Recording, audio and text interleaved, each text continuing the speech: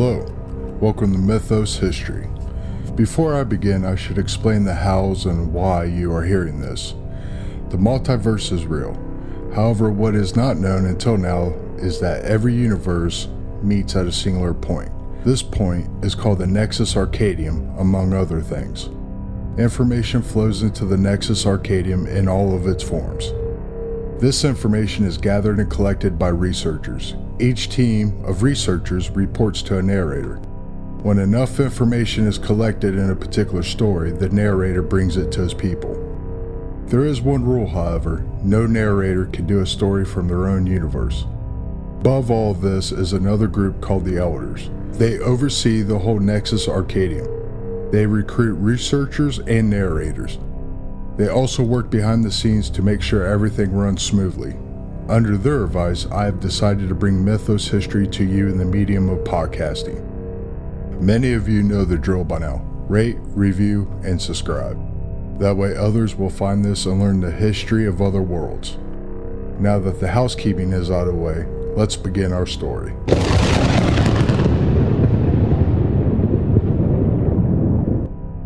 Destiny is defined by the following: the series of events that necessarily happen to a particular person or thing in the future. What if your destiny changed you?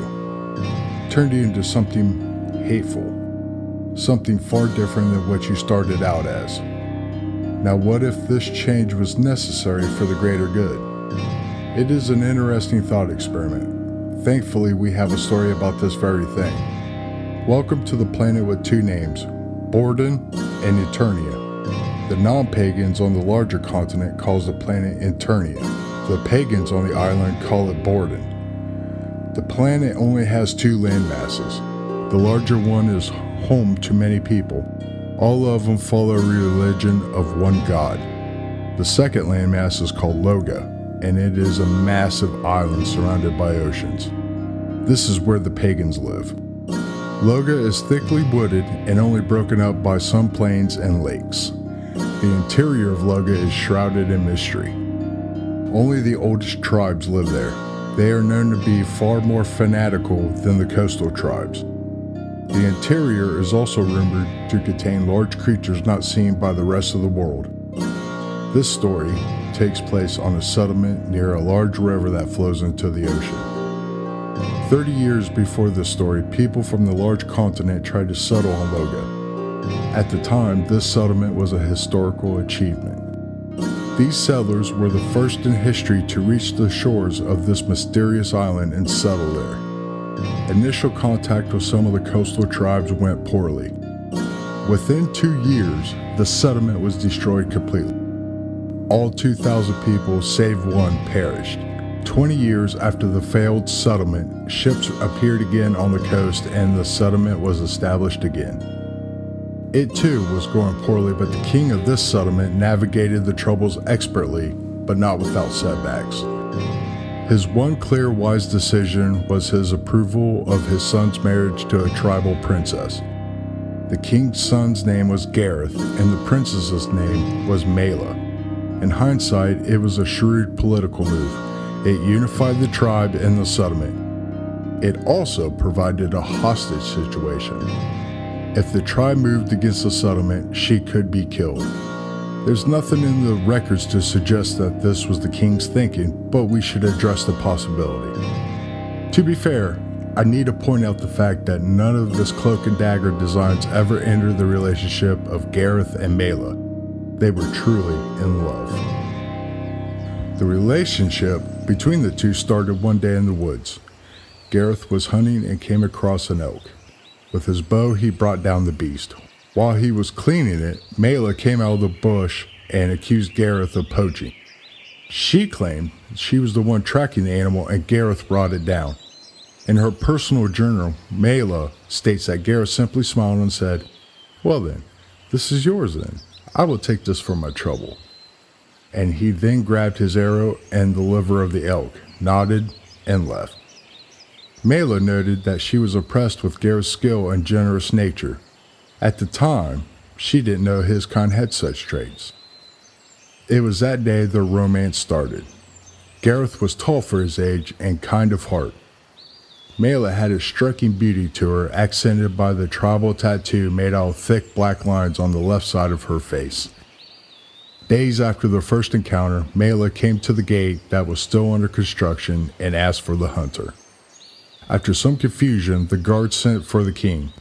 Moments later, Gareth walked to the gate. He talked to the guards and explained his father was busy and he was the hunter the woman was asking for anyway. He walked outside the gate and joked, "There is no elk here. You must move along." Mela smiled despite herself. She went on to explain that in her tribe, when a hunter kills a magnificent animal, he or she has a right to keep a trophy. Mela then pulled off the fur covering her small wagon to reveal the skull of the elk, horns and all. Gareth stepped forward and picked it up. "I accept. Thank you." He turned and handed the skull to the guard. "Please take this to my room." Gareth then turned back around to Mela. "It is custom for my people to help a woman with physical labor." "I am more than capable," she replied. Gareth grabbed the handle of the small wagon. "I have no doubt. Please lead the way." Mela nodded and started walking, slow enough for Gareth to walk by her side. The courtship lasted several months.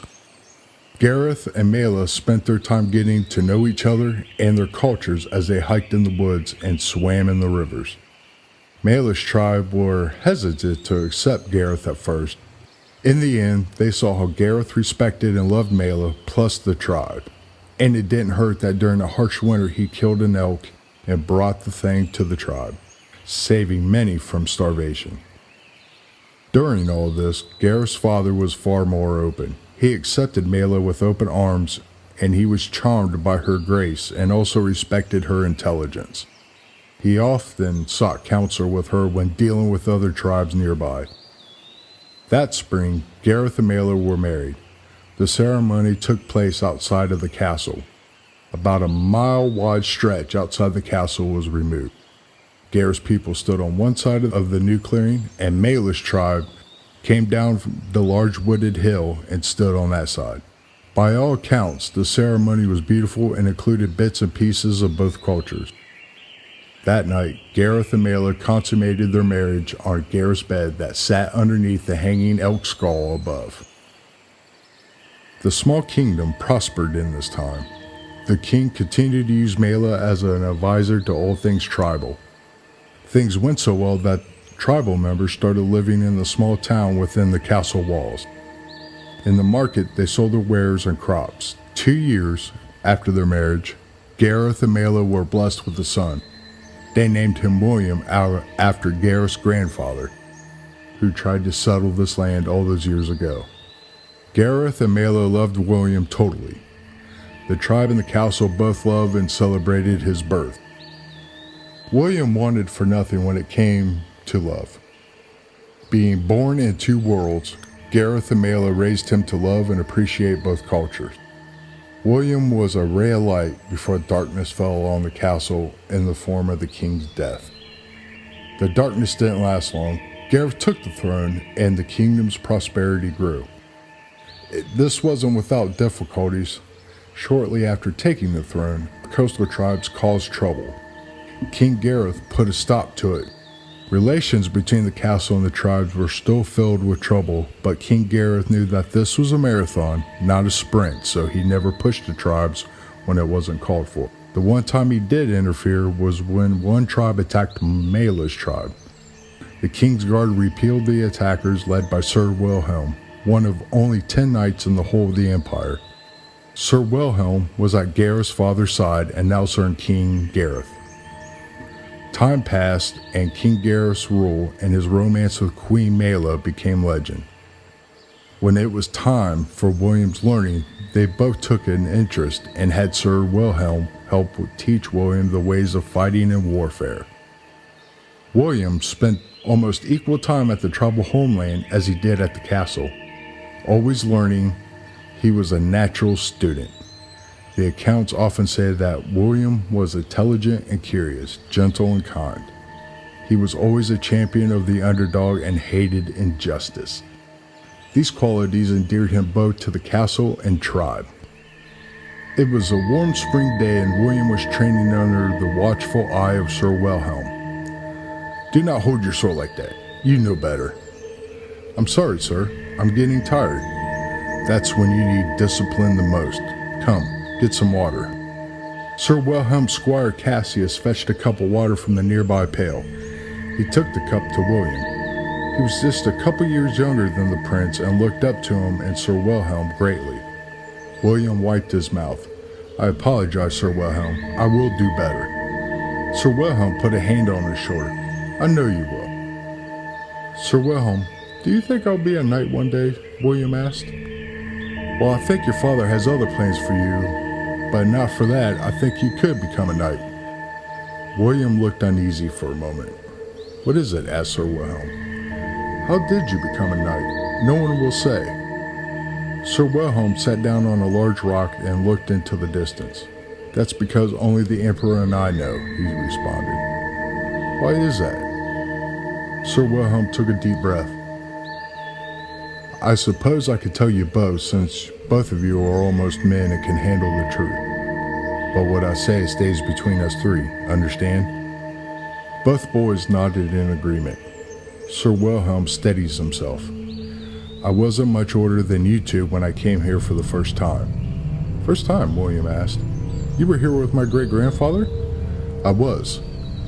What happened here? Nobody knows for sure, Cassius said. This land is nothing like anything we've ever had to deal with. This place is another world from where we come from. Your great-grandfather was woefully unprepared for this place. Then why did he come here? Cassius asked. Enterprise. The emperor at the time declared that any king that came here and conquered this place, it would be his. Your great-grandfather was the only one to accept the challenge. So my father is king of Loga? William asked. Yes and no. He is a king of a very, very small part of it, but has yet to conquer the whole of the land, so the emperor's decree is still open. So what happened here? Relations deteriorated quickly upon arrival here. Your great-grandfather approached us all wrong. He was a good man, but he had a steadfast belief that our culture and technology would overcome whatever tribes would throw at us. He couldn't have been more wrong. So very, very wrong. Sir Wilhelm looks in the distance again, lost in memory. Then he looks at the boys and continued. The tribes never accepted us, much less subjugate themselves to us. When things got at their very worst, they called a moot. William's eyebrows scrunched together. What's a moot? Your mother hasn't told you? No. I can understand that. It is possible that only tribal leaders know of it. Plus your mother is too young to know the one that happened here. I only heard about it because I was hunting in the woods and overheard a couple tribal leaders talk about it. What is it? Asked Cassius. A moot is the most destructive force in this world. Even after all these years, I can still relive it. The sights, the screaming, the horror of it all. I haven't had a full night's sleep since. We had never seen anything like it, much less know how to defend ourselves against it. In hindsight, I don't believe there is a defense for it. The boys stand in respectful silence and wait for Sir Wilhelm to continue. Without warning, the tribes called a moot. Within days, many tribes came from all over to join him here. So many people. It was a summer day, blue sky filled with large white clouds. The first thing we noticed was the birds. The sky became filled with them, all of them carrion birds. I even saw birds of an impossible size fly among them. When the chanting and drums started, that was something we were completely unprepared for. The chanting was so loud, the drums. The ground shook every time they were hit, even at a great distance. The chanting hit a fever pitch and then it happened. What? Asked William quietly. The moot. The very instant the chanting and drums ended, within minutes, no one was left alive. I don't understand, said Cassius. Sir Wilhelm turned to his squire. You know that wave that struck your boat during that bad storm? Yes, the wave that killed my parents. Your parents died on the voyage here? William asked. Yes, it was during a very bad storm. They sent me below deck. They stayed to fasten down the sails. Before the hatch was closed, I saw the wave. It rose up and covered the sky. I'm so sorry, Cassius. It's okay, William. I was so young I don't remember their faces, just bits and pieces. A smell, a smile. Yes, I took you in that day you arrived, Sir William said. He then continued. That's what a moot is, a wave of people sweeping away everything. When the moot hit the populace, blood rose to the sky like mist and fell like rain. You couldn't hear the screaming over the sound of the bones breaking and the falling of buildings. Within minutes, mind you, people were dead and all the buildings were leveled. We were swept away like dust. How did you survive? Asked Cassius. I was lucky.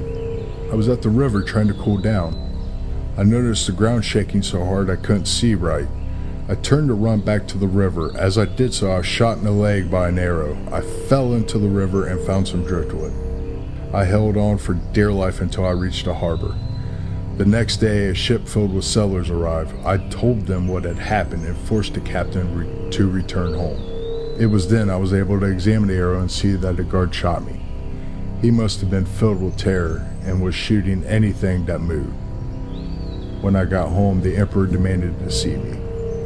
I told him everything that had happened at the settlement. He made me a knight right then and there. He commanded everyone in the throne room to silence or death. Hell, Wilhelm isn't even my real name. The emperor changed that too. Why would he do that? William asked. Why else? Politics. If the settlement died from harsh conditions or sickness, well, that's one thing. If it was learned we were destroyed so easily, it would show weakness, and the other kingdoms would rise up and challenge the emperor. Surely the emperor would stop them, Cassius said. He is the king of kings, but not a god. Don't let anyone tell you different. Why did you come back with my grandfather? William asked. He asked me. As a knight in the emperor's court, I have the ability to follow any king I want, or none at all. Your grandfather thought my experience here would be invaluable. How would he know that?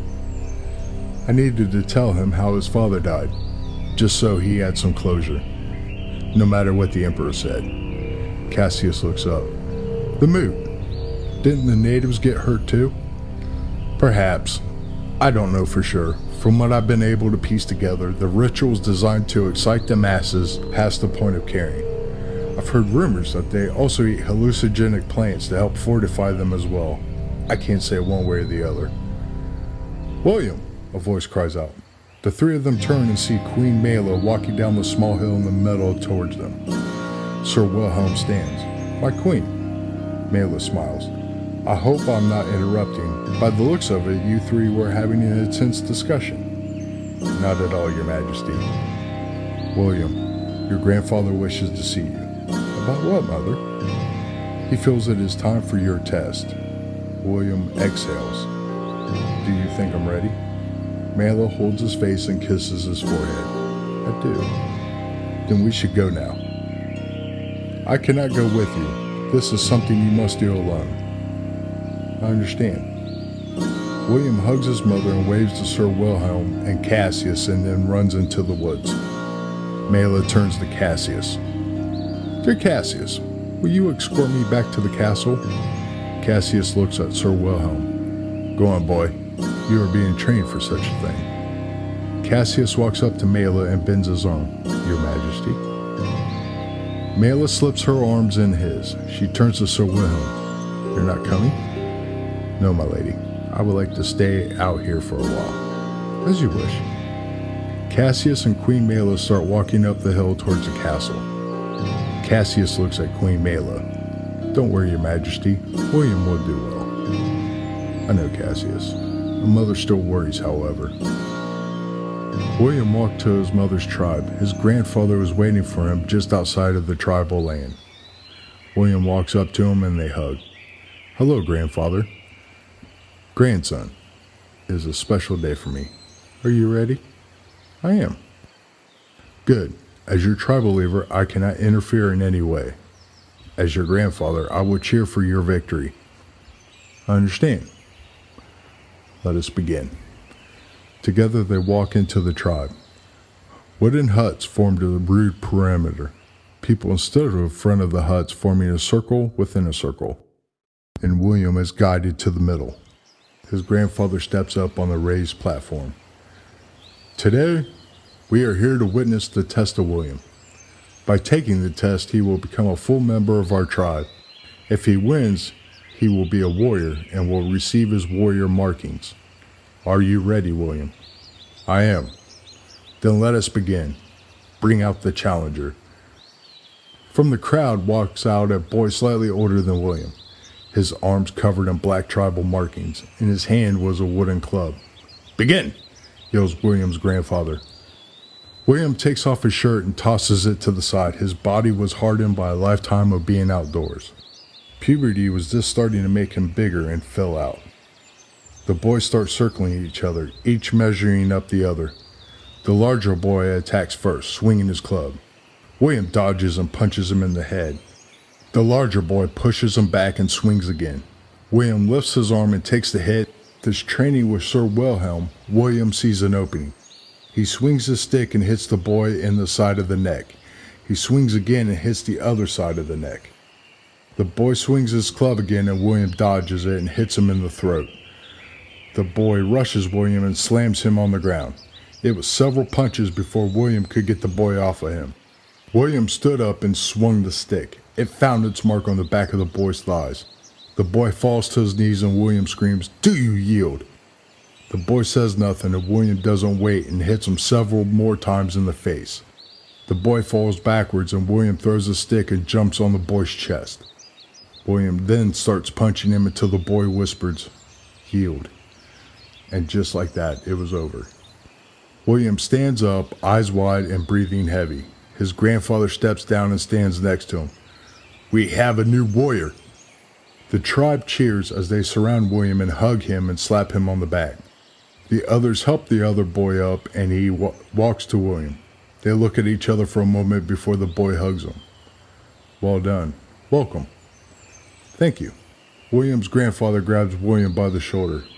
"Come, let us heal you and give you your markings. But first." William's grandfather grabs a cup and hands it to him. "Drink." William leans back his head and empties the cup. Immediately he coughs and his face and chest turn red. "What is that?" he asked. "It is from the honey of bees, a warrior's drink." William smiles and is led away to his grandfather's hut. Once inside, his grandfather points to a tribe member. "Send word to my daughter. She will be pleased. Tell her William will be home tomorrow." The shaman walks over to William and looks him over. She puts a hand on either side of his nose and with a quick movement, his nose cracks. "How do you feel?" she asked. "I can breathe again, thank you." She smiles and starts dressing the other wounds. William's grandfather walks over and hands him another cup of the warrior's drink. "I have decided where your markings will go." "Where?" His grandfather puts a hand on his chest and one on his back. "You are guided by your heart. You defend the weak. I have seen it as well as others. Your markings will reflect that. The markings will be like an armor on your skin. They will show you as a defender." When William was cleaned up, other warriors walk in. The shaman picks up a small bowl. She takes a small brush and draws the markings on his back and chest. When William's grandfather nods with his approval, she leaves. The warriors each grab 2 sticks and a bowl. One of the sticks has several needles on the end of it, while the other has a heavy end. "Only one of your kind can apply the markings." William nods and the warriors begin their work. The next morning, William is walking back to his family's castle. His markings were red and swollen. He was assured in a few days they would be healed and no longer hurt. The sun was shining and he couldn't have felt more proud of what he accomplished. By tribal rules, he was a man now. As he neared the castle, he saw his mother and father. Once he got close enough, Mela hugged him around his neck. "I am so proud of you." William smiled as he hugged her back. "I was afraid grandfather would put the markings on my ass." "William," Mela laughs, "your markings are appropriate and perfect." Gareth walks over, clearly smiling and proud of his son. He too hugged William around the neck, as not to agitate the inflammation of the fresh markings. I'm so proud of you. I love you so much, son. Love you too, Father. Careful now. Those markings could start a trend in court, Sir Wilhelm says as he and Cassius walks up. Sir Wilhelm and William shake hands. Well done, boy. Thank you, sir. We will take a few days off so your markings can heal. Then we will resume training. Yes, sir. Thank you, sir. Sir Wilhelm nods and walks away. Cassius leans in and whispers, I like the markings. They make you look fearsome. Thanks, Cassius. Cassius takes off and catches up with his master. Come. My warrior son must be hungry, Mela says. The warrior's father is hungry too. I can't have my warriors die of starvation then. And with that, the three of them walk back to the castle, hand in hand. Almost a year passes. The summer ale is starting to cool and Gareth is walking with William near the river. Why are we out here, William asked. To survey the land. For what? Gareth stops walking. We are getting visitors. More settlers? No. Another king is coming. Why? He wishes to see how the settlement is coming along and to negotiate a trade treaty. As a king, we need to do this from time to time. You don't. Gareth chuckles. Well, I'm quite busy at the moment. I plan to go back home in the capital city in a couple years. What is your home like? What is the capital city like? William asked. My home is not unlike this place. More fields than woods, however. I think you will like it. The capital city, however, it is a wonder. Brick streets, buildings that stretch to the sky. Everything is white marble. The market itself is immense, selling everything the empire has to offer. The very city is like an art piece. It is always bustling with people. You can stop at almost any of the intersections and hear the philosophers debate. I would like to see that, William said. You will. I'm taking both you and your mother. Really? Absolutely. Why wouldn't I take you? My brother wants to meet you in the worst way. Gareth puts his hands on William's shoulders. Your mother and I want you to know both of the worlds you come from. It is important that you come with me. Why? Peace. I believe you will grow up wise in both cultures and build a bridge of understanding between both lands. It is the only way forward.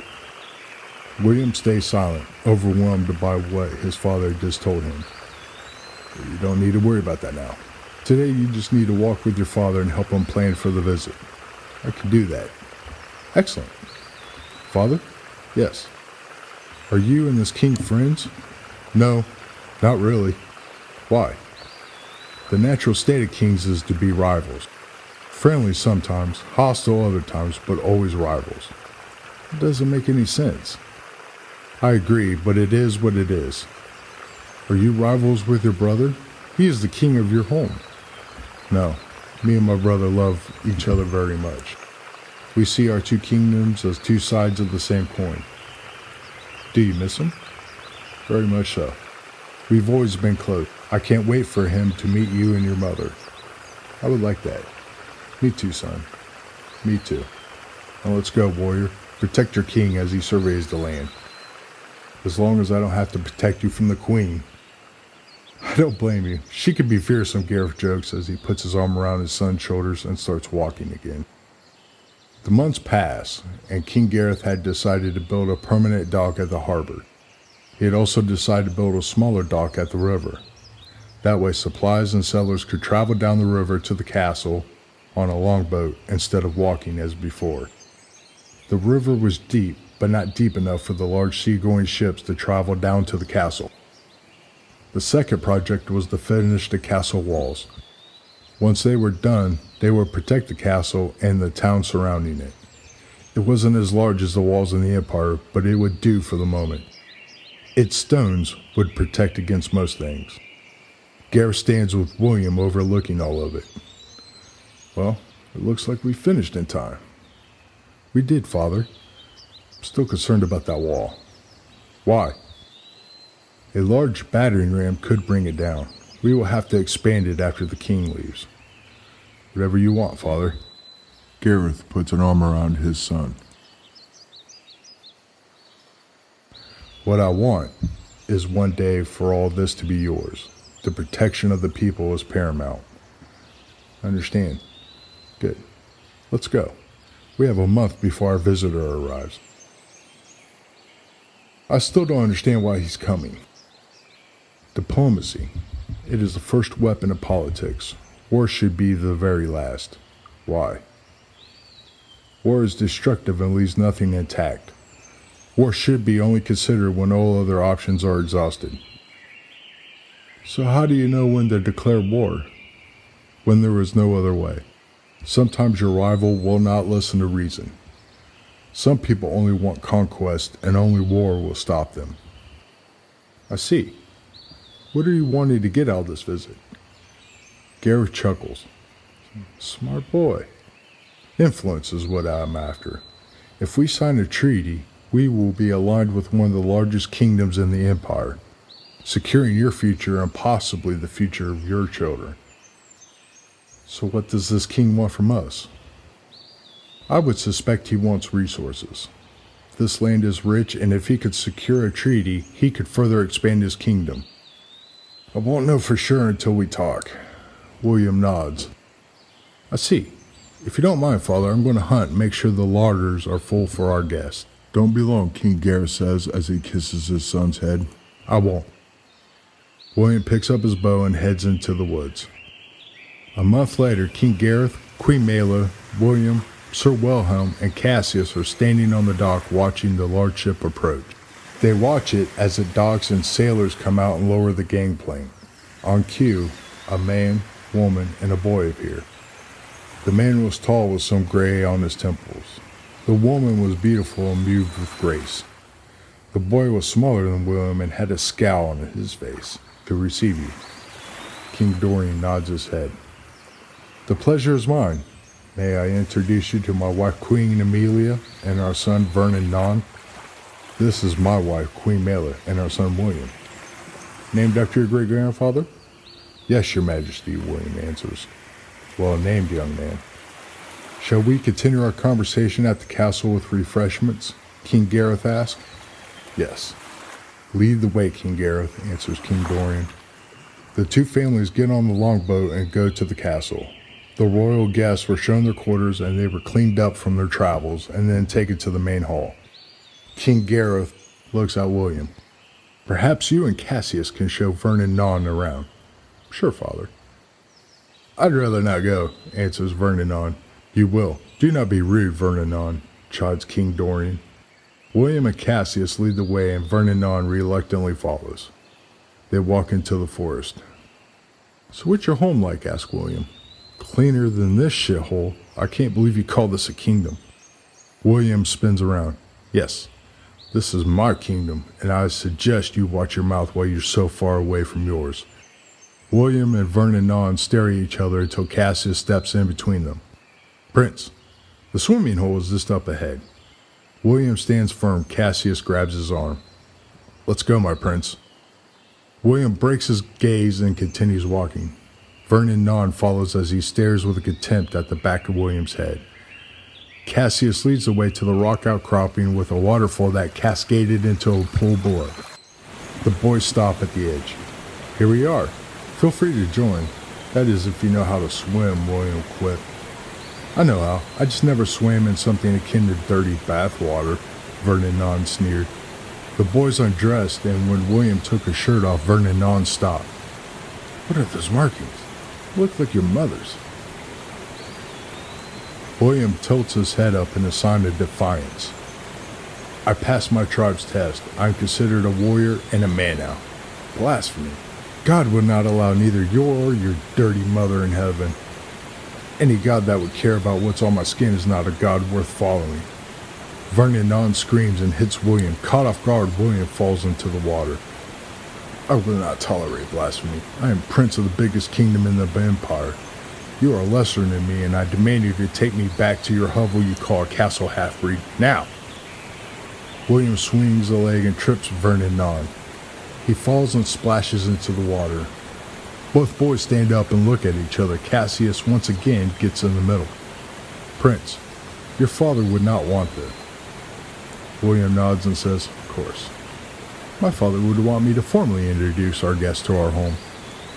William moves Cassius to the side and stands in front of Vernon Non, who is staring at him with clenched fist.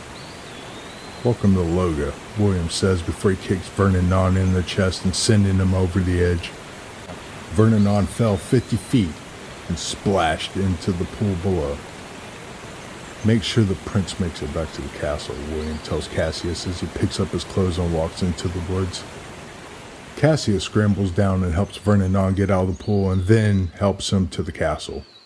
When they get there, the two queens are walking near the gate. What happened? Where's William? Asked Queen Mela. Fuck that half-breed. I will kill him for his insolence. Vernon Non, Queen Amelia exclaims. You will go to your quarters right now. We will talk later. Vernon Non storms to the castle. Please pardon him, Queen Mela. I will talk to him and make sure he makes a formal apology. Thank you. Cassius, what happened? Cassius hesitates. He had never been in this situation before. I believe there was a cultural misunderstanding between the two princesses, Your Majesty. How? Asked Queen Amelia. Vernon Non spoke poorly about our kingdom. He also seemed offended by William's markings. He said both you and the prince would never go to heaven. Then he struck William. Vernon Non has been raised to respect others' beliefs. He should have never struck William. Is that what you believe? That our markings keep us from heaven? Queen Mela asked. Yes. I'm sure you would have a problem with something I believe in, but we should respect each other's beliefs and work together. I see, Queen Mela says. She turns to Cassius. What did William do? Well? Cassius, Mela sternly warns.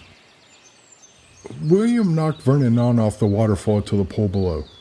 He did what? Mela said, raising her voice. Cassius tries to do some damage control. Don't worry, Your Majesty. The pool is deep and Vernon Non said he could swim. Queen Mela leans towards Cassius, barely containing her anger. Bring me my son now. I expect him by dinner time. Yes, Your Majesty, Cassius says as he runs away.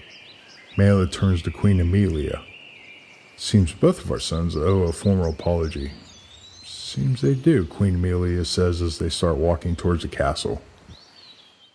Later that day, King Gareth and King Dorian are sitting at the heads of the long banquet table. Sir Wilhelm and Cassius stand against the wall. I feel so bad I failed, Cassius whispers. Bullshit, boy. You try to de-escalate the situation. You escorted the Prince Vernon Non back to safety. Most importantly, you told the queens the truth. No one could have done better. In a life of a knight, we'll have situations where there is no clear victory. You learned that lesson today, and you will be better for it. Now hush, the princes are coming. William and Vernon Non entered from different doors, glaring at each other. Sit down, King Gareth says. William does as he was told. Vernon Non stays standing. Do as the king says, King Dorian tells his son. Vernon Non reluctantly sits down. The boys still stare at each other. King Dorian sips his wine. Is this a case of boys will be boys, or do we have a larger issue here? He tried to kill me, Vernon Non sneers.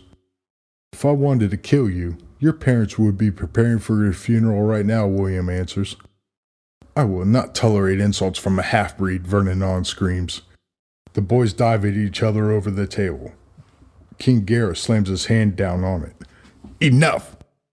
As Sir Wilhelm and Cassius rush towards the table, they separate the boys and sit them back down. Sir Wilhelm stands with a hand on William's shoulder. Cassius does the same to Vernon Non. Vernon Non tries to stand, but Cassius pushes him back down easily, for he was almost as big as William. King Dorian points at his son. Slander the Crown Prince or anyone else here like that again, and I will let Prince William thrash you. William adds a smile to his sneer.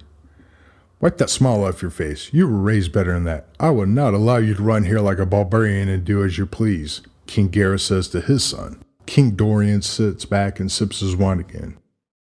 So what did we do about this, King Gareth? King Gareth puts his hands together as if he was praying. He leans back in his chair for a moment. I think the boys should be confined to quarters. Meals will be brought to them. For how long? King Dorian asked. 3 weeks should be long enough for self-reflection and improvement. King Dorian nods. I agree with this assessment. So it will be done. Father, Vernon says. Quiet, boy. I am your king and I have ordered it. Now shake hands. Vernon stands and holds out his hand. William stays sitting. Either shake his hand or catch the back of mine, King Gareth tells his son. William stands and Vernon squeezes William's hand with great effort. William just smirks. I'm sure that's impressive in your weak kingdom. William squeezes and there's a pop from Vernon's hand. To his credit, he showed no signs of discomfort. To quarters, now! King Gareth demands. Sir Wilhelm and Cassius escort the boys back to their quarters. Later that night, Cassius was walking on the wall taking his nightly patrol before bed. As he neared one of the towers that King Dorian and his family occupied, on top of that tower, Cassius saw King Dorian and Vernon talking. It ended with Vernon smiling and both of them walking back inside. What is that all about? Cassius wonders as he walks to his quarters. 2 months passed and William and Vernon kept their distance. Even during dinners they stayed silent and stayed no longer than necessary. William helped the people as they worked on the castle. Every chance he had, he would take off his shirt just to mock Vernon. Cassius and Sir Wilhelm were walking outside of the walls. What's wrong, Sir Wilhelm? Sir Wilhelm continues to walk. Finally, he turns to Cassius. Something's off. What do you mean? King Dorian's visit is nearing an unusual length. I can't imagine why it's taken so long to craft a treaty. I've always questioned why he came here in the first place. His kingdom's resources match what is here. It's very unusual. I find them an unusual people overall, Cassius said. Why do you say that? Months ago, after the princes were punished, I saw King Dorian speaking to Vernon. I couldn't hear what was being said, but their mood seemed jovial. Sir Wilhelm stops walking. You did not report this to me. Should I have?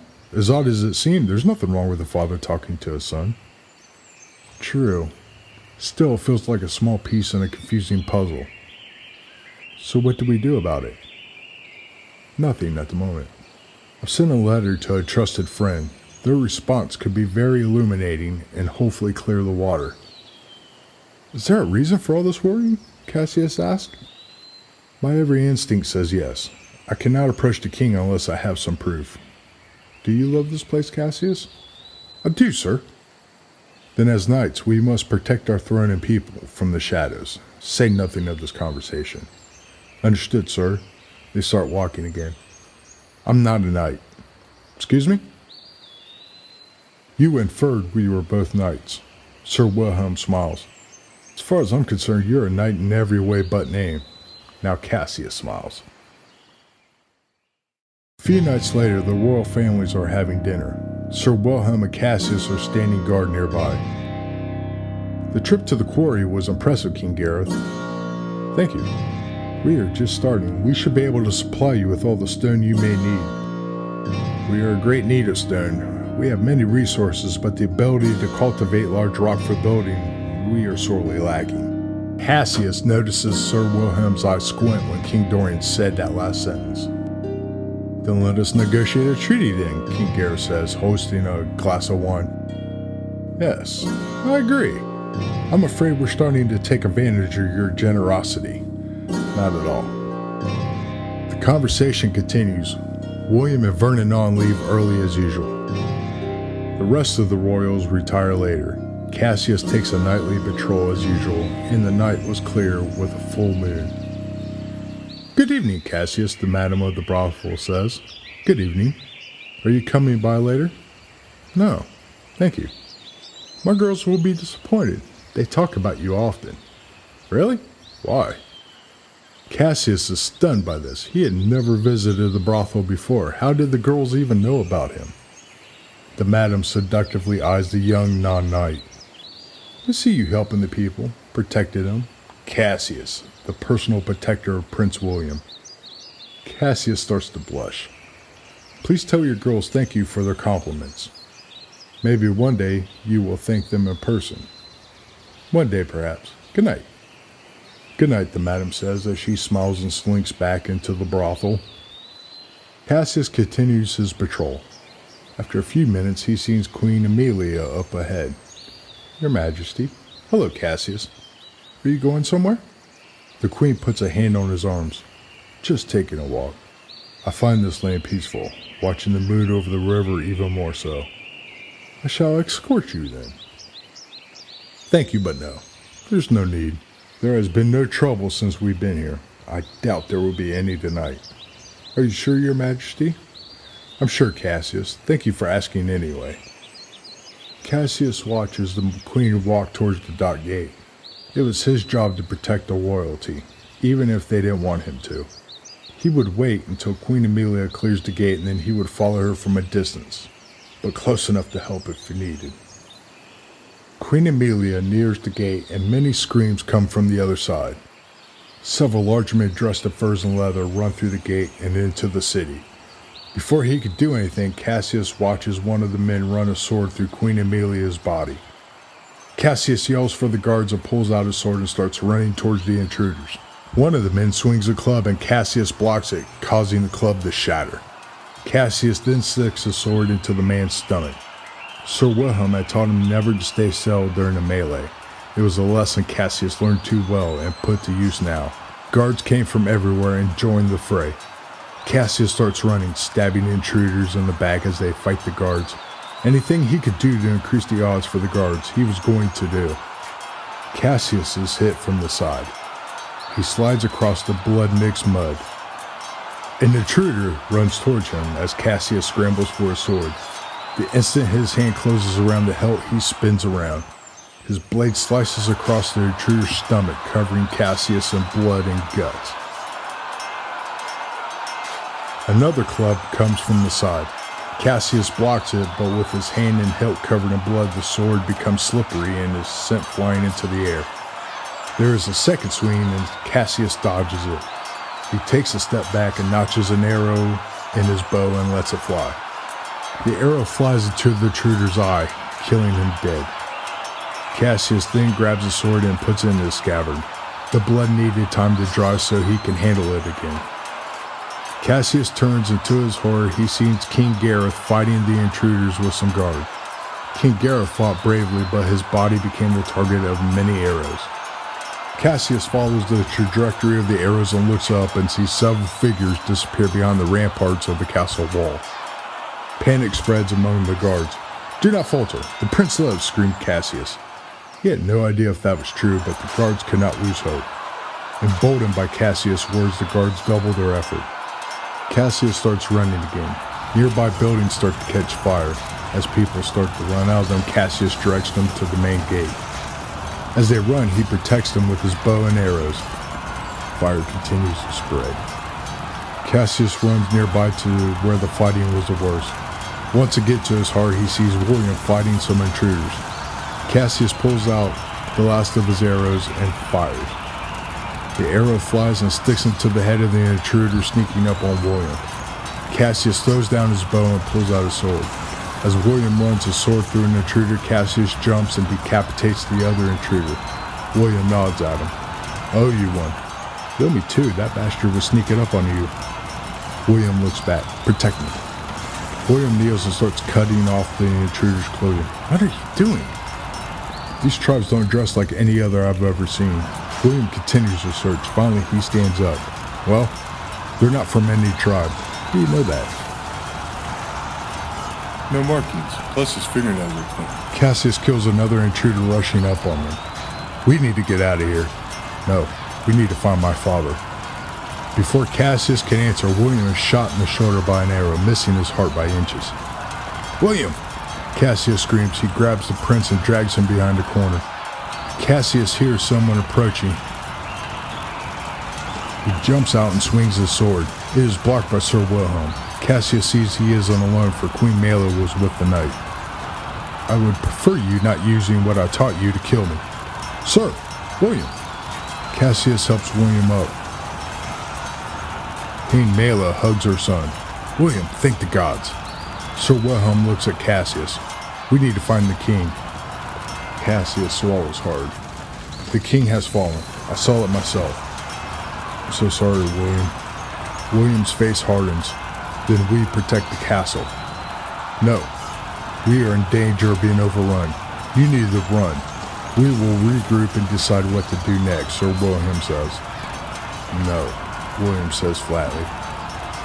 I agree with Sir Wilhelm. You can't replace your father if you are dead, Cassius adds. A group of intruders run and stop at the end of the cobblestone street. Cassius grabs the arrow sticking out of William's shoulder and with his other hand he breaks the shaft, leaving a fist-length piece sticking out. To make it easier for you to move, run, William. Let's go, son, Malus says, crying. We will hold them off and give you a head start, Sir William says as he pulls out his sword. Cassius nods and pulls out his sword too. Cassius then looks back. Backlit by fire, William stands, blood dripping off of his clenched fist. Run! Cassius screams. He turns back around. Sir Wilhelm looks at him. It has been an honor, Sir Cassius. The honor has been all mine, Sir Wilhelm. The group of intruders run at the two knights. Dawn breaks over the partial ruins of the castle. Half of the enclosed town was destroyed. An exhausted Cassius sits down on a crate by the wall. Blood dried to the color of black and soot covering his whole body. He lays down his bow he found among the dead and closes his eyes. The door next to him opens and the madam of the brothel comes out and kisses him deeply. Thank you, Sir Cassius. We live because of you. I don't remember. I was lost in the fog of war. You defended our door until all the intruders attacking were dead. I did? You're welcome. I'm just glad you're okay. Sir Wilhelm walks around the corner. He pulls out a coin purse and tosses it to the madam. Fetch your girls. All of you come to my house. We will not charge you two today. She tries to hand back the coin purse, but Sir Wilhelm puts a hand up. We need other services not on the normal menu. Like what? We are tired. We need help to take off our armor and bathe us. If one of your girls has healing training, Cassius' wound over his eye needs looked at. It looks particularly nasty. I'm fine, Cassius said. Shut up, boy. The madam smiles. We will be there in a half hour. She goes back inside and shuts the door. We need to talk, Sir Wilhelm says. Yes, we do, Cassius answers. Hours later, Cassius and Sir Wilhelm are sitting at the table in Sir Wilhelm's kitchen, both cleaned and mostly rested. Cassius was modest by nature and would have preferred to wash himself, but he was too tired and didn't care. He didn't even protest when the two girls got naked and climbed into the tub to do their task. Quite frankly, he slept through most of his bath. Sir Wilhelm takes a sip of wine. What exactly happened last night? Queen Amelia was taking a walk. I offered to escort her, but she declined. I was going to follow her anyway to protect her, but the intruders attacked and killed her at the dock gate. I see. What of the king? He was leading the fight with some guards. I saw him get hit with several arrows. I looked up and saw the men disappear behind the ramparts. There is no way some of the intruders rushed the gate, entered the castle, got on the wall by the only entrance inside of the castle, and set up an ambush that quickly. My thoughts exactly, sir. There's more, however, such as, during the melee, William examined one of the dead intruders. So what did he find? They weren't from any tribe. Tribe members have markings of some kind. These men had none. Sir Wilhelm gets up. A couple minutes later, he returns with a letter. I received this yesterday. Let's see what my friend has to say. Sir Wilhelm opens the letter and reads it. As he reads, anger spreads across his face. When he is done, he slams his fist on the table. God damn it! He swings his arm, hitting the wine jar, sending it across the room and hitting the wall and shattering. What did it say? Sir Wilhelm breathes heavy for a few minutes. King Dorian's kingdom is collapsing. Plague and famine has gripped his land. He did not come here for a treaty. This has been a coup the whole time. Why do this? King Gareth would have given refugee status to everyone until his kingdom recovered. Why repair when you can improve your station and have a kingdom that rivals the size of the empire? This is conquest, pure and simple. What do we do? William and Queen Mela are still alive. We wait and protect the people until they return. There is a knock at the door. Cassius gets up and opens it. King Dorian has called an assembly. He wants you both there. When? Now. We are on our way. The guard nods and leaves. Sir Wilhelm walks over and puts the letter on the fire. He watches it burn completely and grabs the sword. Let's go and see what treachery unfolds now. Cassius grabs his sword and they leave. King Dorian stands on the balcony facing the sizable crowd. It is with a heavy heart I must come to you and announce the death of King Gareth and my wife, Queen Amelia. Queen Mela and Prince William are missing and presumed dead. The crowd mutters and there are moans of agony. King Dorian puts his hands up. Please, I know this is painful. The loss of King Gareth is something we will not get over anytime soon. We have far more pressing matters at hand. The attack last night was done by a tribe. It is no secret that the tribes have barely tolerated our presence here. They watched us die all those years ago and they never helped. They just watched us die. It is clear now that King Gareth and his father were far too lenient on these animals. It is possible this has been the plan all along. Queen Mela and her half-breed son are missing. Quite convenient if you ask me. Perhaps they aren't dead. Maybe they are alive and planning on coming back with their pagan friends to kill the men and children, to come back and rape our women before they are killed. Cassius steps forward and pulling out his sword. Son of a whore, he whispers. Sir Wilhelm puts his arm out and blocks his path. Don't be stupid. We wait for our moment. Do not let his lies inflame your passions. King Dorian continues talking, never seeing Cassius stepping forward. We must protect ourselves, and we need to start now. Bring them forth. The guards escort all the tribal people that lived in the city to the square. You are traitors and are responsible for the death of King Gareth and Queen Amelia.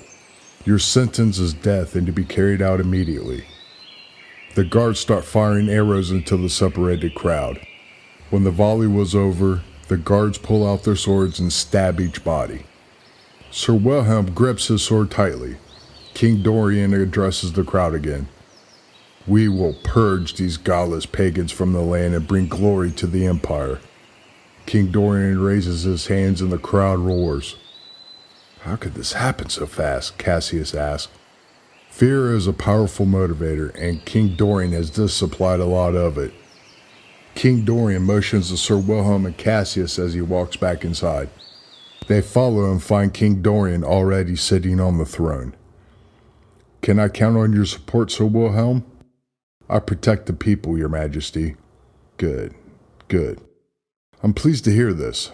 However, I will have to conscript Cassius for the guards. I need every able-bodied man I can get. I'm afraid this isn't possible, Your Majesty. Why not? For Cassius is a knight now. He serves as he pleases under the order of the knighthood. Only the emperor can make a knight.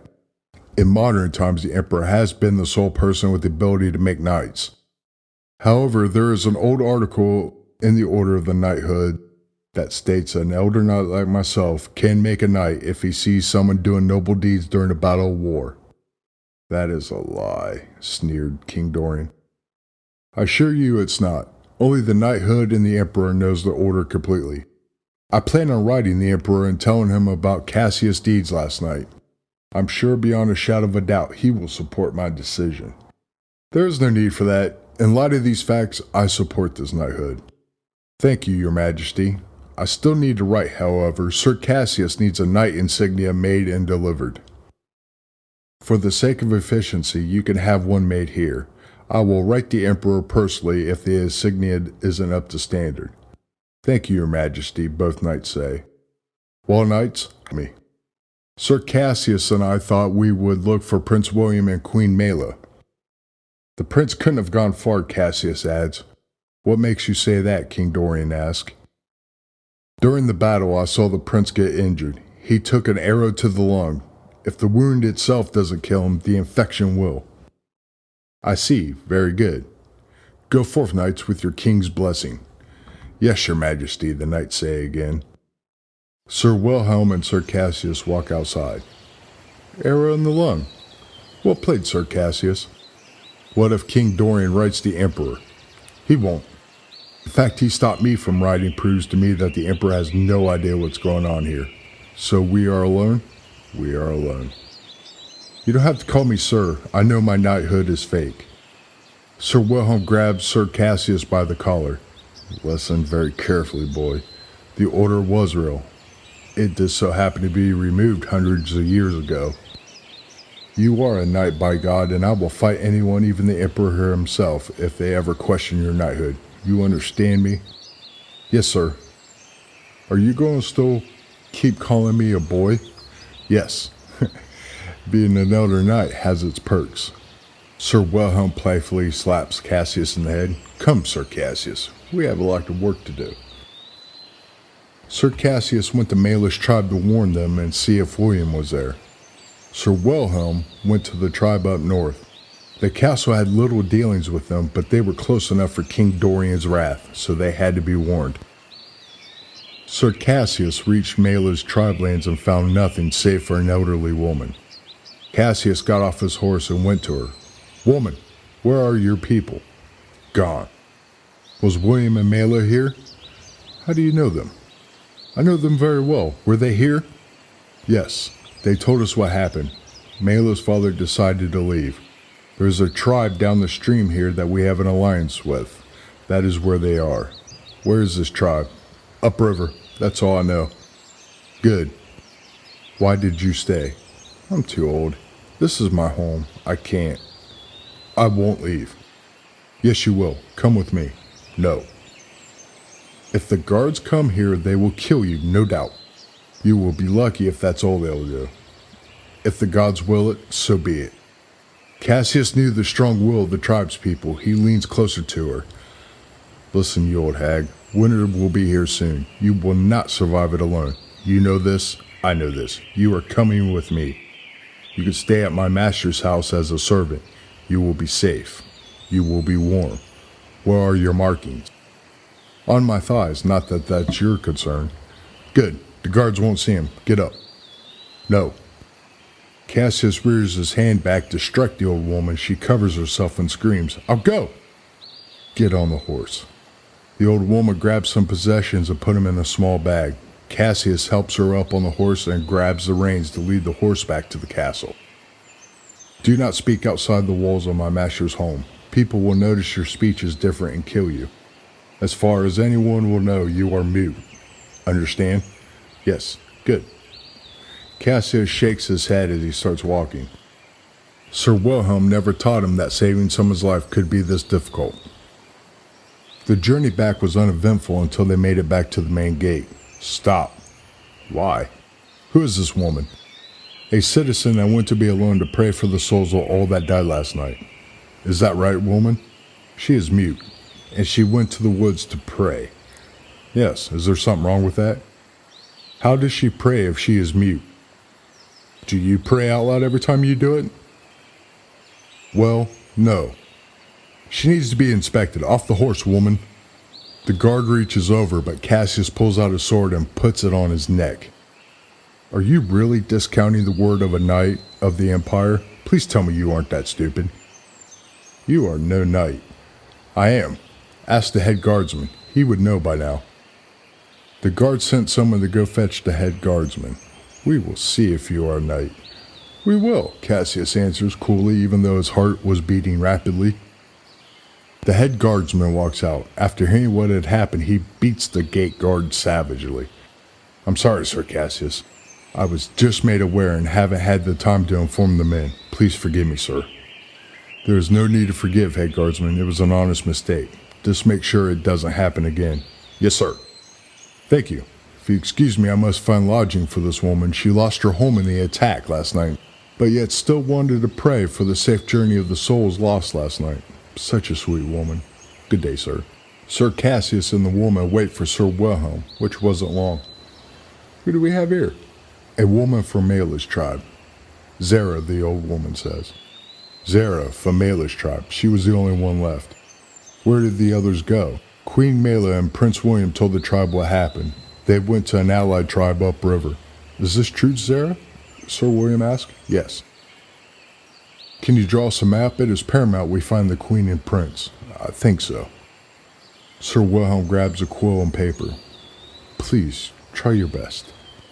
Zara takes the items and goes to the nearest table and begins her work. Sir Cassius takes Sir Wilhelm to the side. What of the other tribe? I don't think they took my warning seriously. I was rudely asked to leave. Now what? After the royal funerals, we will look for this new tribe. We must hurry. A week later, Sir Wilhelm and Sir Cassius are standing on a cliff looking down at the rock quarry and the hundreds of tribespeople being led there by chains and guards. I wish the tribe would have listened to you. A knight can only do their best. The rest is up to God. The two knights watch as the late fall wind blows their cloaks around. Kneel, knights, your prince wishes to speak to you. The knights turn and see Vernon Non standing behind them with some guards. We kneel before the emperor only, young prince, Sir Wilhelm says. That will change. My father has been far too lenient with you two. The king is following the law set up by the emperor. Vernon Non steps to Sir Cassius. I may take insolence from this old man, but you are younger than me. Kneel, boy. My age doesn't matter. I am still a knight. Kneel, hisses Vernon Non. No. Vernon Non swings his fist, but Sir Cassius catches it and spins, slamming the prince on the ground. The guards get off their horses and Sir Cassius pulls out his sword ready for battle. Enough! Screams Sir Wilhelm. Get up, he says, pulling up a wheezing Vernon Non. Attack a knight? Are you mad? By right, Sir Cassius can kill you right now and there's nothing your father can do about it. Sir Wilhelm looks at the guards. Get on your horses. Then he turns to Sir Cassius. Stay here. I will escort the prince back to the castle. The king will want to know about this. Vernon Non stares at Sir Cassius. I will kill you for this. Sir Cassius looks back with a stern face. I am overwhelmed by terror. Sir Wilhelm returns an hour later. That went about as well as expected. What did the king say? He sided with you. The law is the law. That being said, I wouldn't count Vernon Non as a friend. He was so angry that his father sided with the law. He is a shit. Even so, he is a prince and deserves some respect. Not him. Have you heard the stories? The rape, the beatings, the using their tribespeople as targets during his training? I've heard. Vernon Non will get his. Come, we must go. Where? The docks. The knights rowed down to the river. Soon a few longboats appeared, followed by many, many more. How did they arrive here so fast? Sir Cassius asked. They left before the attack. This was planned from the beginning.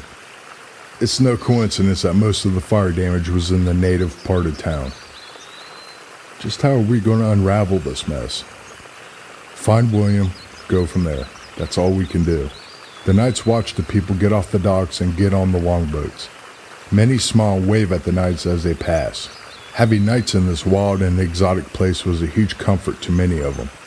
Among the refugees was a large section of guards and soldiers, guaranteed to be loyal to King Dorian. The weeks passed and everyone prepared for winter. With the help from Zara, Sir Wilhelm and Sir Cassius were ready well before the snow came. The scholars were right. Winter came early and it was heavy. Many people started to go hungry. Sir Cassius went out to hunt elk to help the poor. He found one and slowly stalked it. When he had a good shot, something spooked it and it ran off. Sir Cassius knew it wasn't him. He turned around and saw 4 guards rushing him. He fired one arrow and killed one guard with a headshot. The 3 guards closed in and Sir Cassius pulled out his sword. He blocked several blows and kicked up some snow and blinded one of them. With a quick thrust, he ran his sword through the blinded guard. He barely had time to pull out his sword out and block the next blow. Sir Cassius let loose a flurry of blows. He cut the inside of the guard's thighs, deep enough to sever the arteries. The guard stumbles, spilling blood, and then he dies. A shooting pain shoots up Sir Cassius' back. He turns and sees a guard, blood on his sword. Sir Cassius attacks. The guard tries to block, but Sir Cassius struck at a weird angle and the guard's side opens up.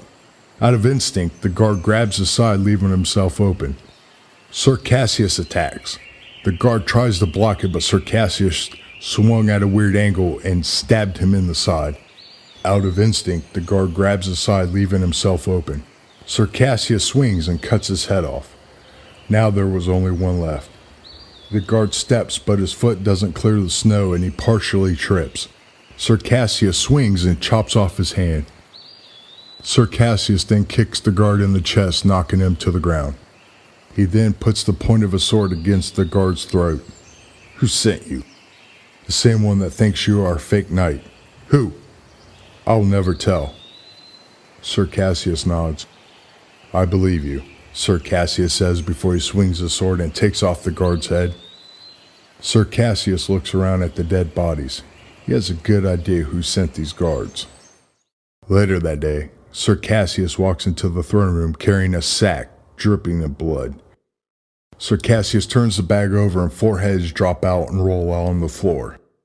King Doran was talking at Vernon on, but that stopped before the heads stopped rolling.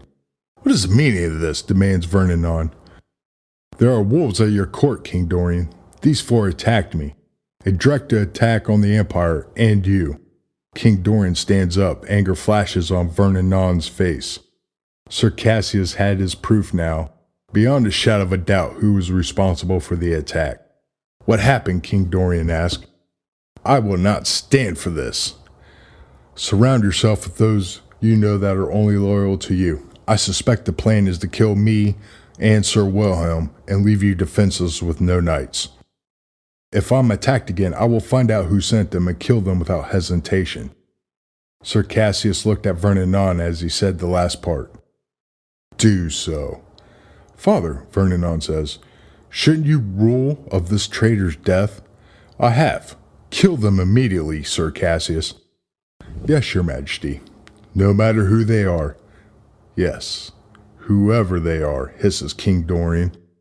Vernon on looks at Sir Cassius with complete hatred, but he knew that Sir Cassius knew who really sent the guards, and will be killed if he tried again.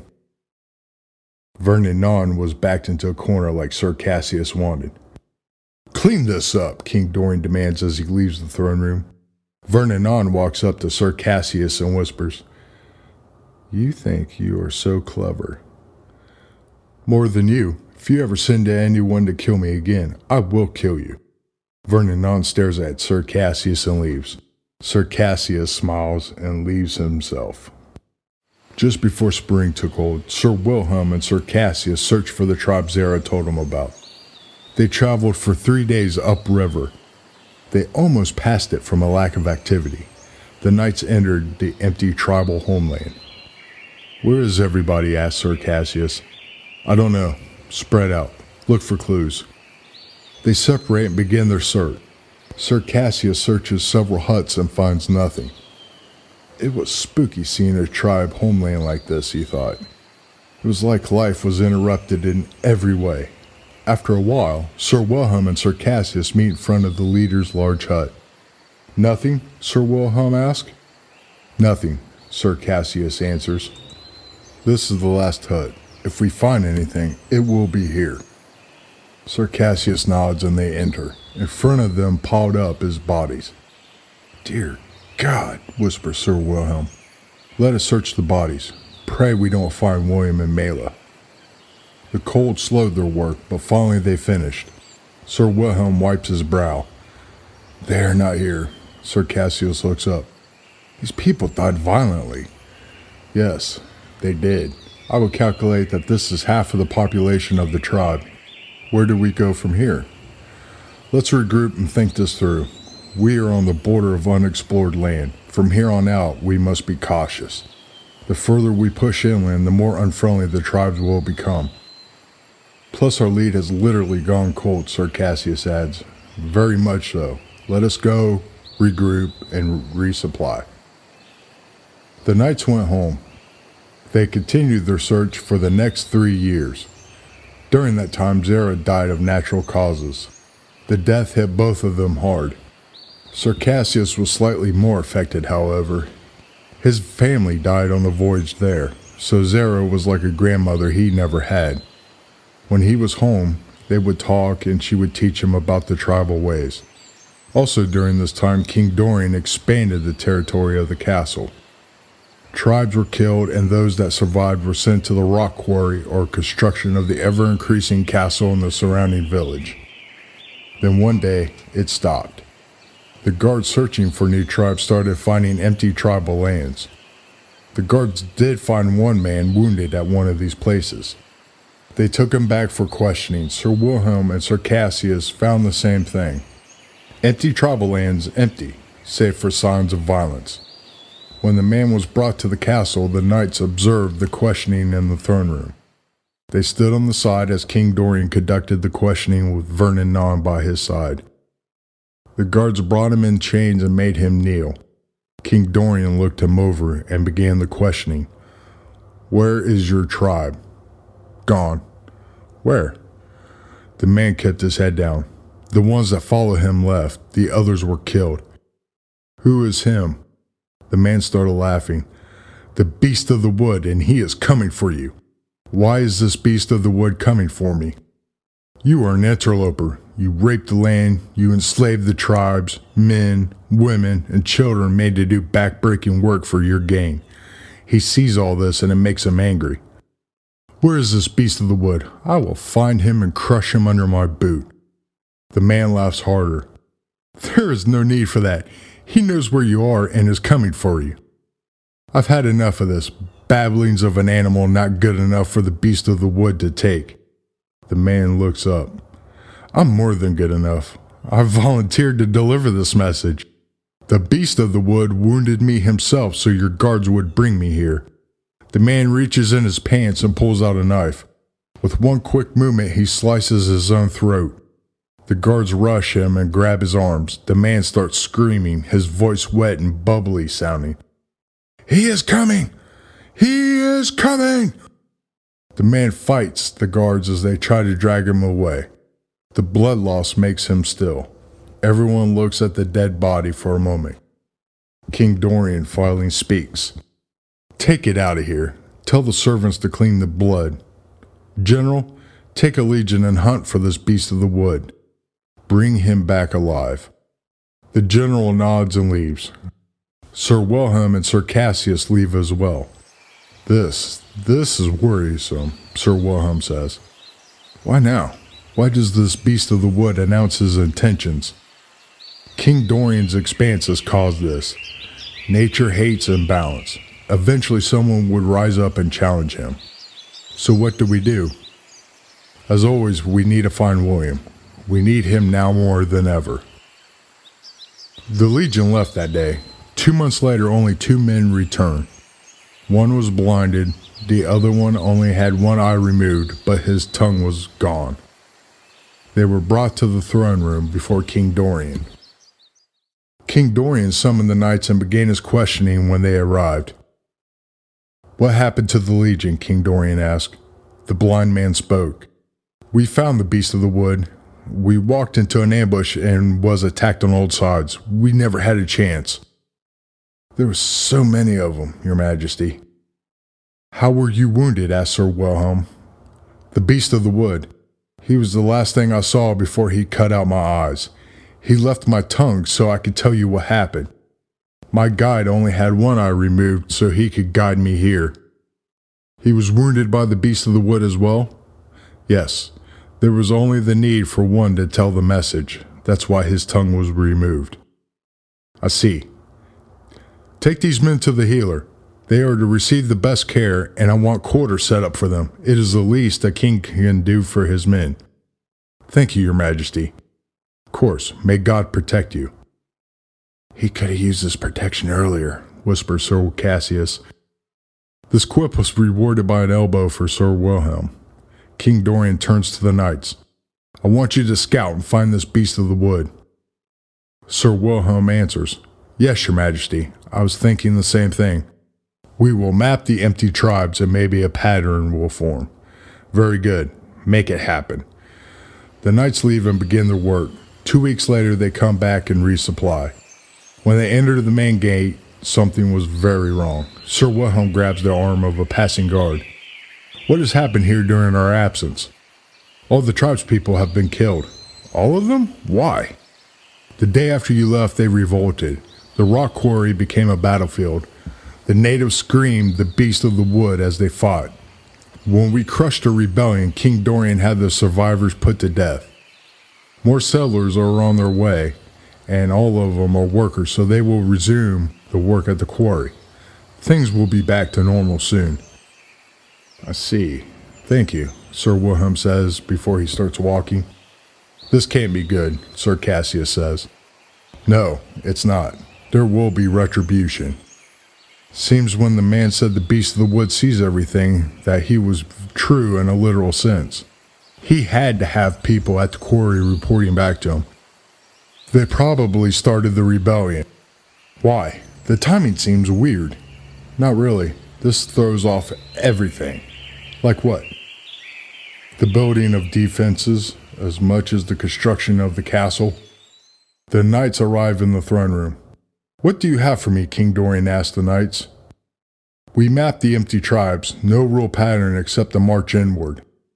What will you do now? Asked King Dorian angrily. We go inland. We will either find more empty tribes and zero in on the beast of the wood, or we find him outright. Good. Stop wasting time. Vernon Non enters the throne room dressed in armor. We are leaving now. God protect you, son.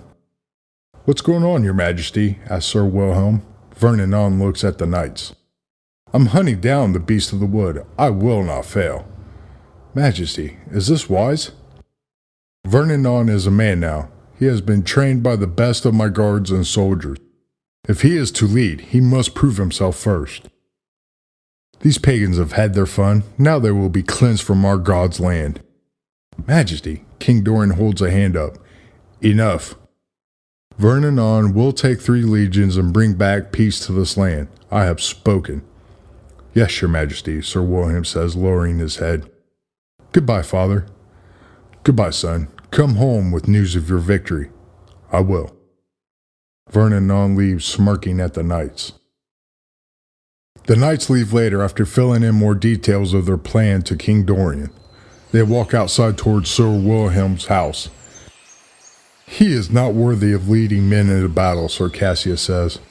I would agree, but sometimes a man can rise to the occasion. I doubt it, but we will see. Yes, we will, boy. Yes, we will. The knights continued their search for William. However, it didn't take long for Vernon Non to make an impact on the land. Stories spread of his cruelty and how he killed whole tribes. In his search for the beast of the wood, his bloodlust became legend. No doubt pleasing his father, King Dorian. 2 more months passed and Vernon Non's rampage continued. Sir Wilhelm and Sir Cassius are checking their supplies at the main gate before taking off again. Have you heard anything on Vernon Non? Asked Sir Wilhelm. Not in the past month, answers Sir Cassius. Approach at the gate, yells the guard on lookout. The knights look and see 4 men pulling a sled. The lead man only had one eye. Oh no, whispers Sir Wilhelm. The knights push past the guards and go to the 4 men. What happened? Asks Sir Cassius. Dead. All are dead, the man answers. All 3 legions? Sir Wilhelm asks. Yes, we never stood a chance. The beast of the wood's army is larger than one can imagine. Come with me. The king will want to hear this. Guards, take the rest of the men to the healer. The guards take the 3 men away. Some try to grab the sled, but the one-eyed soldier screams, No! And then he dives on the sled and pulls out a dagger and swings it around. Sir Wilhelm steps forward. Easy, soldier. Let these men take the sled. No, I am to deliver it to the king myself. What's under the covers? Sir Cassius asked. For the king only, screams the man. Okay, soldier. Me and Sir Cassius will help you drag the sled to the king. The man hesitates and then slowly nods his head. Okay, you can help. The knights steal a quick glance at each other. The behavior of the man was highly unusual. The 3 of them drag the sled to the throne room. King Dorian stands up at their entrance. What is the meaning of this? For the knight's answer, the man throws himself to the ground. Your Majesty, the legions were no match for the beast of the wood. Only the 4 of us live by his grace. The realization of what the man says hits King Dorian hard. He sits down on his throne in shock. Sir Wilhelm continues the questioning. What happened, soldier? The soldier looks around, his one eye constantly moving. We pushed inland, tribes felled our swords. We found out where the beast of the wood was, but what? It was a trap. The tribe we found was left behind to give us bad information. He sacrificed a whole tribe to set us up. Go on. We marched to the place. Heavily wooded valley. Oh God, Sir Cassius says, already knowing what happened next. They surrounded us. From all sides they attacked.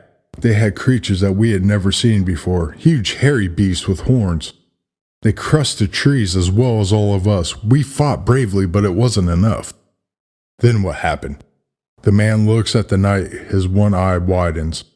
We were bound and made to watch. Watch what? What the beast of the wood did to the prince.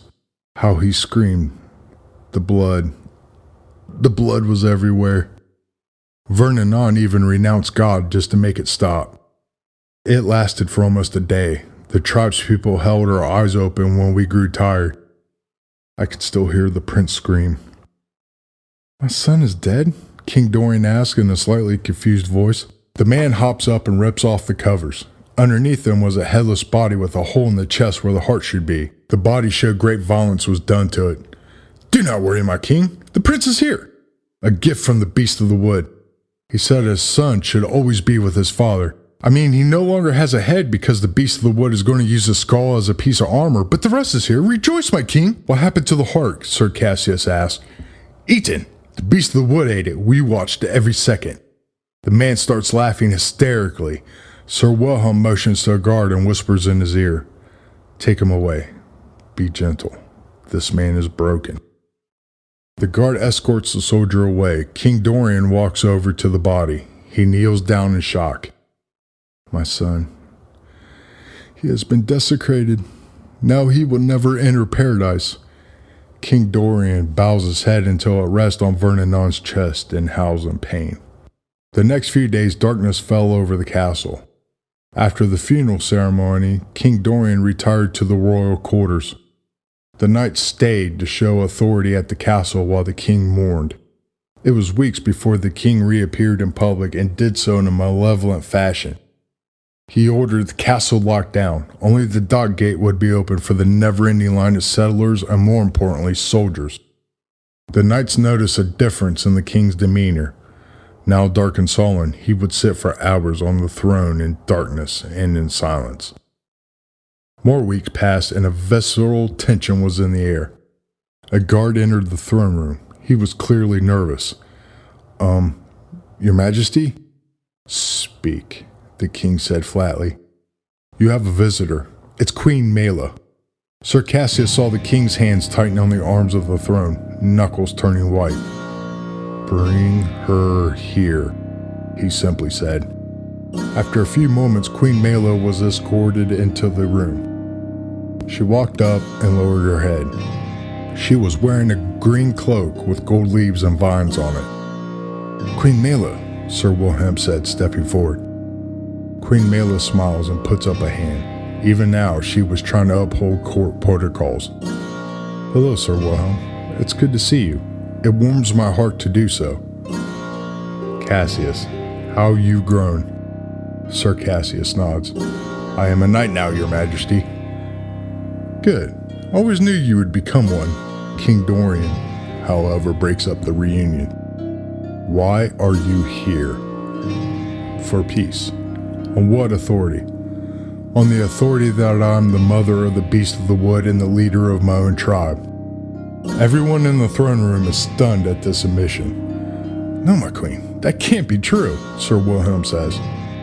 It is. My son has become something different, molded by rage. William is the beast of the wood? William is the beast of the wood? King Dorian screams. Yes, the actions of that night so long ago sent my son down this path. I tried to guide him, but the darkness seeped in deep to his bones. "Where is he? I will kill him!" screamed King Dorian. "He is on his way now. I'm here to try to broker peace before he gets here." Sir Wilhelm squints his eyes. "Does he know you're here, Your Majesty?" "No. The Beast of the Wood has no idea I'm here." "Why, my queen?" "He doesn't want peace. He doesn't want war. He wants annihilation. If he knew I would come here, he would have locked me up. I would be spared death by the virtue that I am his mother." King Dorian sneers. "So what does the surrender of the Beast of the Wood look like?" Queen Mela was stunned at this. "King Dorian, it is your surrender I'm looking for. It is the only path to peace and the safety of your people. You are the one that came here under the flag of peace. You set up the fake attack. You killed my husband. You have killed many tribes. You are the usurper. It is you that should surrender." "That is very funny." King Dorian laughs. He eventually settles down and answers. "I did not survive plague and famine to surrender. I did not come all the way here for surrender. I did not coordinate the attack and kill my simpleton wife just to surrender. I will not surrender. I will kill your son and carry on to kill every pagan on this land. Loga will be the new seat of the empire." "King Dorian, you had your wife killed?" Sir Wilhelm asked. "She served her purpose giving me an heir. In retrospect, I should have kept her around. Oh well, I will just find a peasant and raise her up to queen. This will not pass," Queen Mela says. "There was a chance the Beast of the Wood wouldn't attack if the tribe's people were still here. Since you killed them, you have no such protection. The Beast of the Wood will kill every man, woman, and child here. None will escape his wrath." King Dorian leans forward. "There will be no surrender. Your son killed mine. Only his death will satisfy me. Tell me, pagan, why do you call him the Beast of the Wood and not his birth name?" Queen Mela lowers her head. She takes a moment to hold back the tears before speaking again. "My son William died the night of the attack. His smile is gone. His compassion is gone. Everything that made him my son is gone. Only rage remains. I might as well call a stranger William." King Dorian leans back and speaks sarcastically. "Oh, such a sad tale of woe." He snaps his fingers. "Take her. Tell the executioner he will have a head to take today." The guards rush to Queen. "No!" Sir Wilhelm yells. "I will do it. Only a knight's sword is allowed to kill a royal." King Dorian tilts his head. "Is this another obscure order of the knights?" "Doesn't matter, as long as it gets done." The knights gently take each arm of the queen. Slowly they walk her away. When they leave the throne room, Queen Mela whispers, "Oh, Sir Wilhelm, I wish you wouldn't have done that. Now you are on a path you can't get off of. My queen, when we get outside, we will escape and get you out of here." Queen Mela puts a hand on his. "No, dear friend. I knew this was a possibility when I came here, but I had to try." "Then why come?" asked Sir Cassius. "To make peace. The Beast of the Wood will be unforgiving in his attack. All will die here." "Will William not listen to reason?" "No. Neither me or my father could sway him. In the early days he attacked the tribes and took those who would follow him. When his army was big enough, he only needed fear and intimidation to get the tribes in line. That is, until we reached the interior." "Why was that different?" asked Sir Cassius. "The tribes there are where all tribes come from. They are fanatical and deeply rooted so firmly in the ancient ways. Once they heard what was going on here, they followed William gleefully. Gareth taught our son about politics and diplomacy. He would never thought that knowledge would be used to such a dark end. Tell me how he got this name. Sir Cassius and I have searched for you two for years. We thought you and William may have fell to this Beast of the Wood. The second tribe my son took over, the leader declared my son will not crawl the woods like a beast and demand things of him. The name stuck with my son's followers. The main tribe he leads now find it most appropriate. Why? Each of the old tribes has a totem animal. This tribe worships the wolf. They are vicious and bloodthirsty.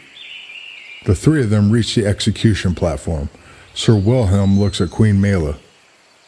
Please tell me what to do. I am at a loss. Queen Mela puts a hand on his face. Do your duty as a knight and then try to save yourself. The castle will fall, I assure you. My queen, do not worry, Sir Wilhelm. I am fine with this. My life ended that night of the attack. I'm so very, very tired now. I wish to walk among my gods and my people. Queen Mela turns to Sir Cassius. Dear sweet Cassius, you have become the knight and man I knew you would be. Never lose your kindness and honor.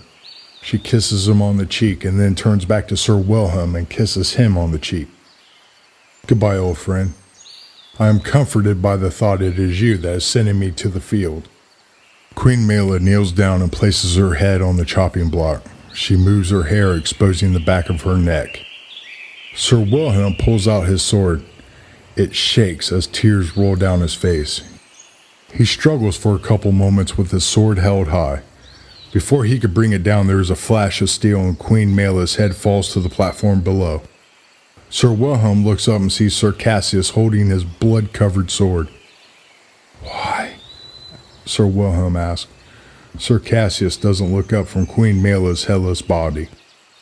A true knight protects his people and his royal family at all costs. Never is he to raise a sword to either. So say the order of the knights. Cassius. Cassius says nothing as he turns and walks down the platform. He walks out the door and into the city. Sir Cassius eventually finds himself in front of the brothel he saved all those years ago. He knocks on the door and waits. Sir Cassius, the madam says, what has happened? Are you okay? Sir Cassius' face contorts in pain. No, the most horrible thing has happened and I have nowhere else to go. The madam hugs him and brings him inside.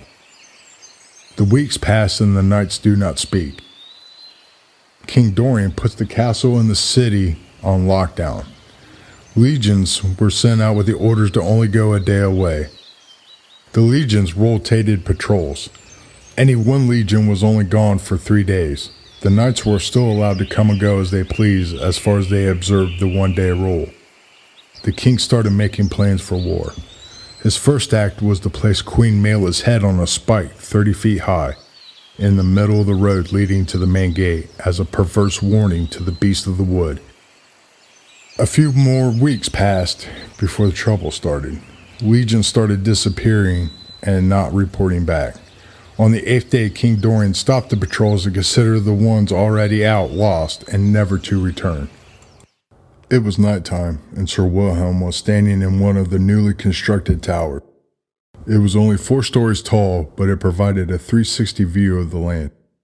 As Sir Wilhelm looked on, Sir Cassius entered. You wanted to see me? Yes. We have much to talk about. I can't imagine that you wanted to talk to me, considering what I did. Sir Wilhelm walks over and smacks Sir Cassius hard. He then grabs the back of his head. Listen very carefully, boy. I can never repay you for what you did. I can't imagine the burden you must be carrying now. The burden you saved me from. A sin like that, killing my queen, would surely destroy me. Thank you. Sir Cassius could say nothing. Sir Wilhelm's omission did lift some of the weight of his burden.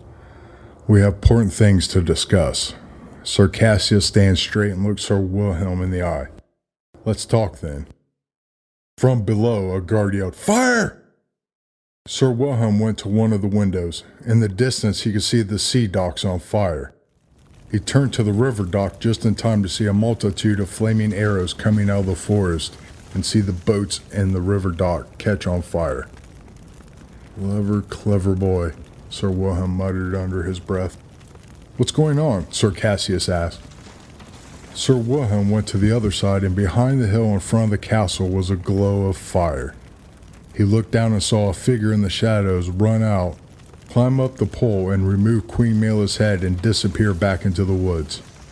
Sir Wilhelm goes back and grabs Sir Cassius by the shoulders. We have less time than I thought. We need to go and save the people, Sir Cassius says as he starts to pull out his sword. There will be no saving of the people, just you. What are you talking about? From behind the hill came the sound of wolves howling, followed by drums and chanting. William has called a moot. I was afraid of this. I made preparations for this moment. Make it to the harbor. Just south of it is a cove with a small boat. Small enough for you to navigate alone, but not big enough to withstand large storms. Your journey will be treacherous. Sir Wilhelm takes off his knight's insignia and hands it to Sir Cassius. Take this to the Emperor and only him. Let no one else touch it. Tell him everything. After that, go to King Gareth's brother. Years ago, I wrote him and told him everything. I told him not to do anything until I say, work with the king to avenge his brother's death. What? The Emperor will not believe me? Yes, he will. Every insignia has secret markings on it. He will know beyond a shadow of a doubt this one was mine. You tell him. Let's both go. Sir Wilhelm gives a wary smile. No, this is my fate. I should have never survived the first moot. Ever since then, I've been haunted. The drums you hear now has plagued me every night when I close my eyes. Like my queen, I'm so very tired and willing to accept what comes next. Besides, a knight must try to protect his people till the very end, no matter the odds. Sir Wilhelm embraces Sir Cassius tightly. Could not have dreamed of a better son. You are the father I never had, Sir Cassius responds. The knights run down the stairs. They are met with chaos. People running and screaming, looking for safety they will never find. The knights nod at each other and Sir Wilhelm pulls out his sword and walks to the main gate. King Doran was already there with guards, motioning, getting ready for the battle. Sir Cassius looks up and sees countless birds circling the full moon. He saw birds the size he wouldn't have thought possible. It was like genetic memory reminded the birds that a feast was coming. Sir Cassius runs to the river gate. He reaches the dock and he is shot in the leg by a flaming arrow. He screams in pain and tumbles into the water. Several other arrows hit the water where he fell, but they all miss. From below, Sir Cassius looks up and sees a log backlit by fire. He swims to it and pulls himself up to where his head is above water but still hidden from the mysterious archers. He slowly floats towards the sea, helpless and only able to watch what was happening at the castle. Trees fall as large things move towards the castle. What emerges is what we would call a woolly mammoth. Instead of tusks, they had horns like a ram. There was enough of them stretched along the hill that when they hit the wall, it would shred like paper. Tribespeople start to walk out of the woods, still chanting and swaying and beating of drums. The whole horizon fills, and still more come.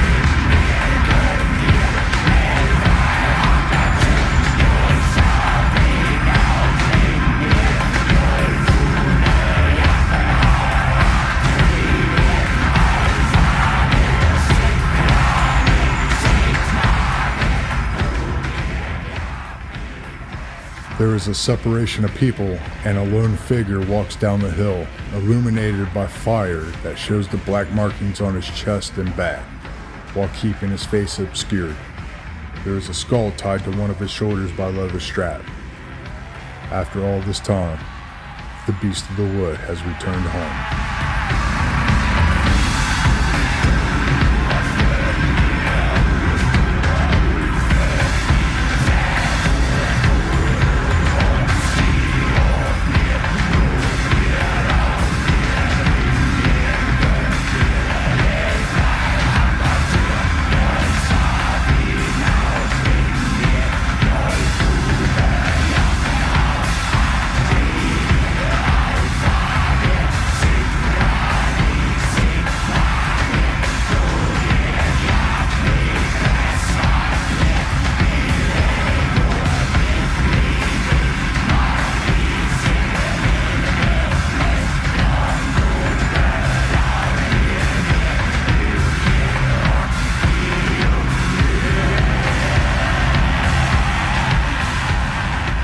The fact we have this account proves Sir Cassius survived his journey to the Empire. The song you just heard was from the band Heilung. My researchers tell me it is a close approximation to the song that the tribal people used during the Mute, although we will never know one way or the other. At the time of William's Mute, Castle Loga had a population of 50,000. It was destroyed in under 5 minutes. Based on my researchers' calculations, the pagans probably numbered in the neighborhood of 3.2 million. Destiny is a tricky thing. Be prepared for yours. You never know what it has in store for you.